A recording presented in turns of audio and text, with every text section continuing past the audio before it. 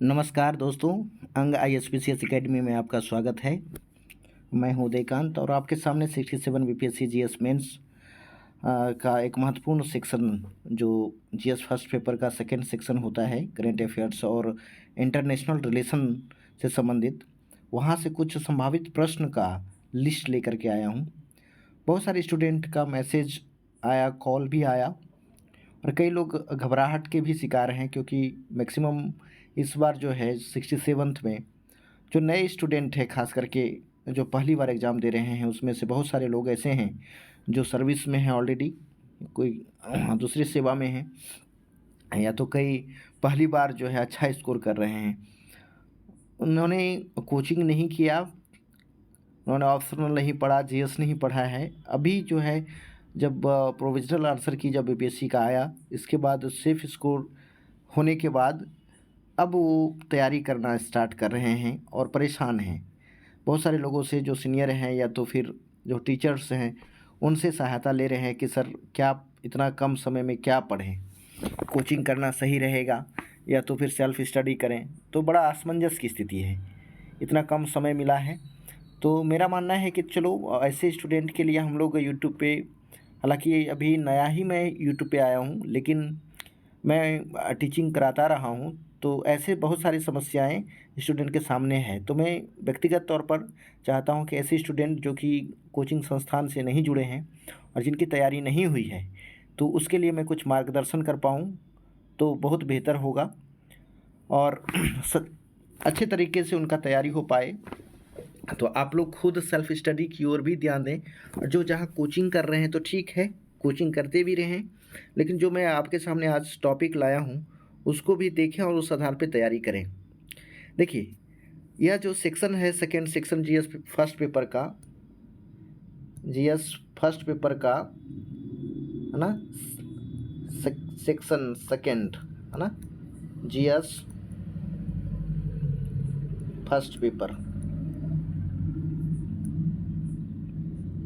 चलिए sir, first paper, और इसके अंतर्गत देखिएगा जो पिछला ट्रेंड रहा है, जो 60वीं 62वीं से लेकर के अभी तक जो है 66 तक, यहाँ पे देखेंगे 5 प्रश्न आपका करेंट अफेयर्स और इंटरनेशनल रिलेशन से कुल मिलाकर के 5 प्रश्न होता है, और जिसमें से 3 प्रश्न का जवाब देना अनिवार्य होता है। ठीक है दोस्तों, और ऐसे में आप तैयारी कैसे करें जो कि 3 क्वेश्चन को आसानी के साथ टैकल कर सकें।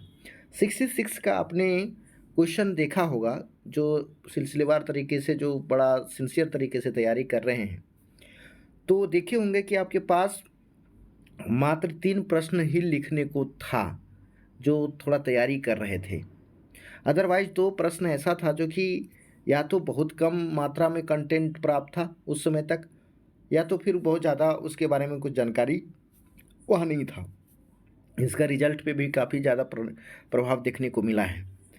तो अब जो है करेंट अफेयर्स के साथ साथ और इसमें आईआर का सेक्शन, ऑर्गेनाइजेशन का सेक्शन, मतलब कोई बैलेंस नहीं है।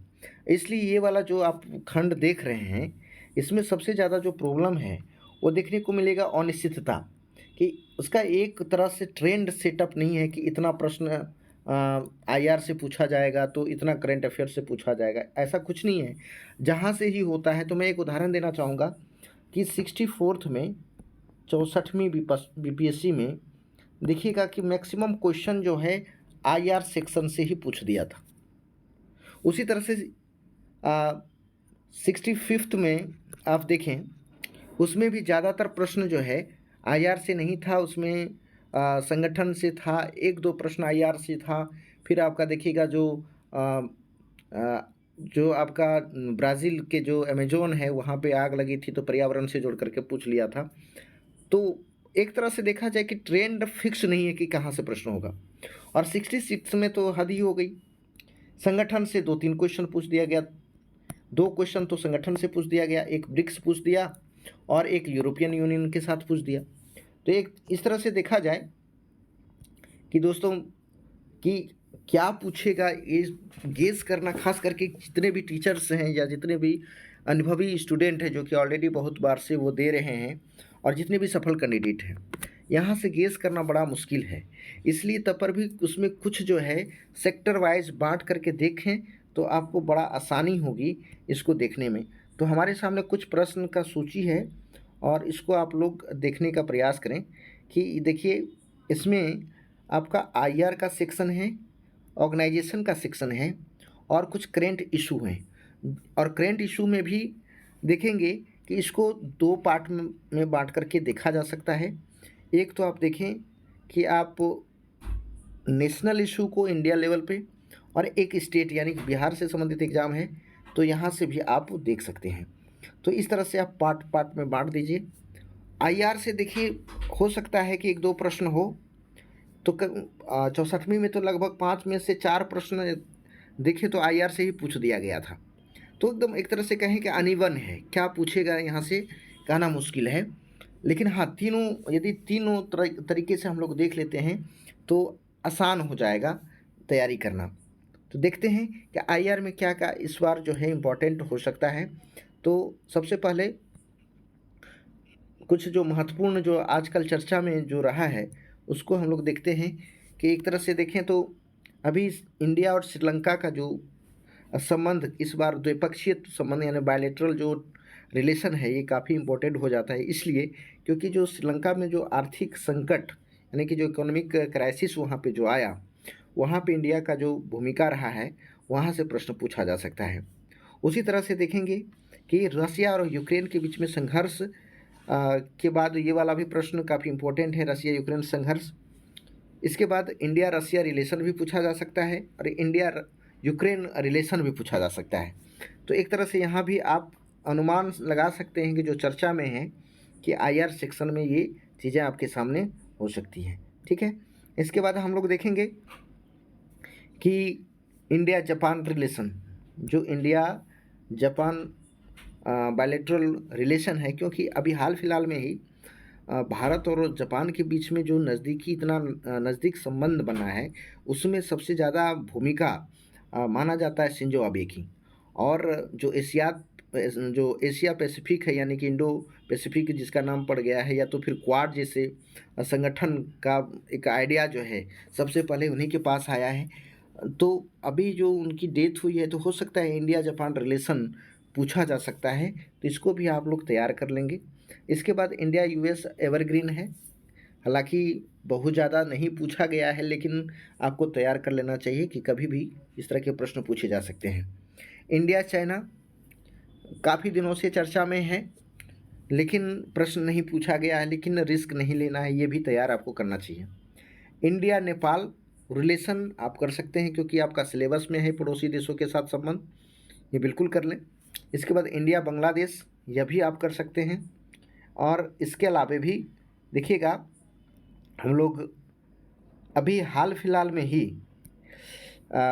इंडिया बांग्लादेश के बाद इंडिया यूएई आप करें कि क्योंकि इस बार बहुत इम्पोर्टेंट मुझे लग रहा है कि यदि बायलैटरल रिलेशन पूछा जाए तो यूएई का भारत के साथ संबंध जरूर पूछा जा सकता है यहाँ से, क्योंकि अभी हाल फिलहाल में ही आप देखेंगे जबकि इंडिया और इज़राइल, यूएस और फिर यूएई मिल करके I2U2 का एक संगठन का निर्माण किया है। तो ऐसी स्थिति में इंडिया यूएई के बीच का संबंध बायलैटरल तरीके से भी पूछा जा सकता है। जब यूएई यदि है तो आपको इज़राइल भी कर लेना चाहिए। और फिर यूके को इसलिए आप लोग तैयार करेंगे मेरे अनुसार से क्योंकि यहाँ हाल फिलहाल में ही यूके की जो घटना रही है, खास करके वहाँ पे प्रधानमंत्री चेंज होते रहे हैं। अभी हाल फिलहाल में देखिए जो कि लिज ट्रस थी उन्होंने भी इस्तीफ़ा दे दिए हैं। इसके अलावा यहाँ पहली बार जो है इंडिया और यूके के बीच में फ्री ट्रेड एग्रीमेंट हुआ है, ट्रेड एग्रीमेंट। हाँ, तो इस वजह से यहाँ से संबंध काफ़ी इम्पोर्टेंट हो सकता है इस बार के लिए। इसके अलावा उसी तरह से आप देखें तो इंडिया और ऑस्ट्रेलिया के बीच में भी संबंध जो बायलैटरल हो, बायलैटरल जो रिलेशन है ये काफ़ी इम्पोर्टेंट इसलिए हो सकता है कि इनके साथ भी फ्री ट्रेड की बातें चल रही है और संभवतः हुआ है। तो एक तरह से देखें यहाँ भी आप कितने हो गया पड़ोसी देशों के साथ संबंध। इसके अलावा जो पड़ोसी देश के बाहर जो कि काफ़ी चर्चा में रहता है। हो सके क्योंकि हमारे प्रधानमंत्री बार-बार जो फ़ॉरेन विज़िट करते हैं, तो हो सकता है कि 10-5 दिन में कहीं और चले गए तो फिर एक चर्चा में ज़रूर आ जाएगा। एक मेरी तरफ से हालाँकि लेस देन संभावना है कि वियतनाम के साथ भारत का रिलेशन को एक बार ज़रूर देख लीजिएगा, क्योंकि भारत के साथ जो ब्रह्मोस मिसाइल है, वह वियतनाम खरीदने के लिए अब यानी पहला कंट्री है जो कि यहाँ ब्रह्मोस खरीदेगा। तो इस तरह से वहाँ का भी देख लेंगे। इसके बाद फिर हम लोग ऑर्गेनाइज़ेशन पे चलते हैं। ऑर्गेनाइज़ेशन में हम लोग देखते हैं कि क्या करना चाहिए। तो हम लोग मानते हैं कि इस बार के लिए एससीओ का देखिए समिट हाल-फिलहाल ही हुई है। बिमस्टेक का जो समिट है श्रीलंका में हुई है वर्चुअल तरीके से मेज़बानी श्रीलंका ने किया है। यूएनएससी का 77वां जो है जो संयुक्त राष्ट्र महासभा का सत्र चल रहा था, तो इसमें जो हमारे फॉरेन मिनिस्टर हैं जयशंकर, उन्होंने यूएनएससी में रिफॉर्म्स के बारे में पुनः दोहराया है बात को। तो इसलिए यूएनएससी एक बार फिर से मेरे ख्याल से चर्चा में है। हालाँकि अभी तक तो यहाँ से प्रश्न इस तरह से नहीं आया है, लेकिन आपको संगठन में ऑर्गेनाइज़ेशन में कर लेना चाहिए। इसके बाद हाल-फिलहाल में देखिएगा जर्मनी के अल्प्स बावेरियन पर्वत पे G7 का बैठक हुआ है, बहुत सारे इश्यू पे चर्चा हुई है, तो आपको ये कर लेना चाहिए। G20 इस बार के लिए इम्पोर्टेंट है और 68th वाला भी होगा तो वहाँ भी इम्पोर्टेंट होगा, क्योंकि इंडिया मेज़बानी करेगा 2023 में G20 का। और देखिएगा पीटी में भी यहाँ से प्रश्न रहा है, तो इसका मतलब है बीपीएससी का नज़र इस पर है, तो आप G20 भी कर लें। और मुझे मेरे अनुसार से इसमें सबसे यदि ऑर्गेनाइजेशन में मेरे नज़र से सबसे इम्पोर्टेंट यदि वीवीआई मुझे लग रहा है तो I2U2 लग रहा है। I2U2 को आप लोग I2U2 को एकदम निश्चित कर लें। और ऑकस भी बना है ऑस्ट्रेलिया, यूके और यूएस के बीच में, तो ऑकस भी एक नया संस्था है, वहाँ भी देख सकते हैं। ब्राज़ील ब्रिक्स जो है, ब्रिक्स इस बार नहीं पूछना चाहिए क्योंकि 66 में इसको पूछ लिया गया है, तो इसको छोड़ सकते हैं।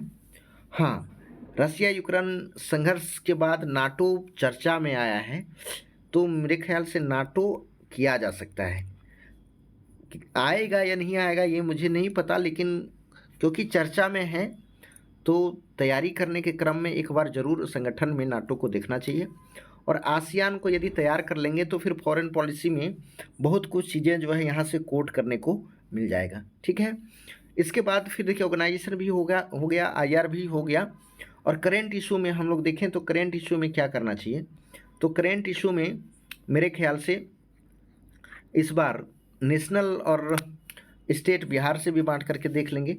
तो इसमें अभी हाल फिलहाल ही देखेंगे कि 5G टेक्नोलॉजी लॉन्च एयरटेल ने किया है, तो यहाँ से करेंट अफेयर्स में 5G टेक्नोलॉजी पूछा जा सकता है। इसका क्या इम्पोर्टेंस है, इसका क्या लाभ है, भारत को क्या इससे बेनिफिट मिलेगा, है ना। 5 ट्रिलियन जो इकोनॉमी का लक्ष्य रखा है 2024-25 तक, क्या उस 5G टेक्नोलॉजी के माध्यम से ये पा सकते हैं। तो इस तरह से प्रश्न आपका हो सकता है यहाँ भी बने, या तो आपका सेकेंड पेपर का जो लास्ट सेक्शन है आपका साइंस एंड टेक्नोलॉजी में, वहाँ से भी प्रश्न बन सकता है।